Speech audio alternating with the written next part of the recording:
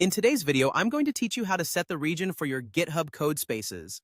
Whether you're ensuring your projects run in a specific location or letting GitHub handle it automatically, configuring your region can play a critical part in optimizing performance and connectivity.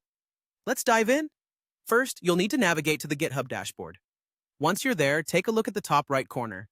You'll notice an icon. That's your profile icon. Give it a click to reveal a drop-down menu. From this menu, you'll want to select Settings. It might be tempting to explore all the options available, but for now, let's stay focused on the task at hand. As the Settings page loads, direct your attention to the left-hand sidebar. Here, you'll find a range of categories designed to tailor your GitHub experience. For our purposes, keep an eye out for code spaces and click on it when you find it. This section holds the key to configuring your region, among other functionalities related to GitHub code spaces. Now that you're in the code spaces area of the settings, begin scrolling down. Your goal is to find the section labeled Region, which you'll notice as you near the bottom of the page. In this section, GitHub gives you two primary options.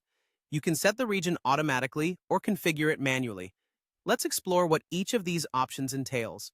Choosing Set Automatically allows GitHub to determine your region based on your current location. This option is great for most users as it simplifies the setup process.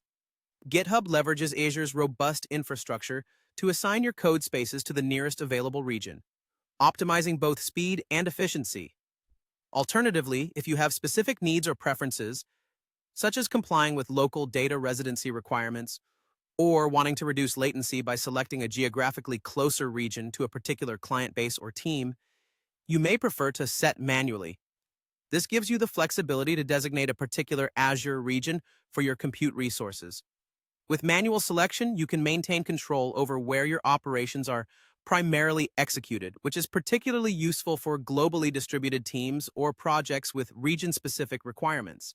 It's important to understand that regardless of the option you select, your default region determines where the computational resources for your code spaces will reside. As code spaces are deployed to a carefully chosen subset of Azure regions, choosing the right setting can significantly enhance your development experience by ensuring optimal performance. And there you have it, a straightforward approach to setting your GitHub code spaces region.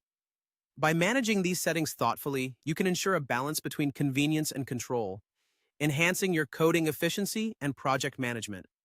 Please keep this guide handy for future reference, and don't hesitate to explore further within GitHub to make the most out of its powerful development.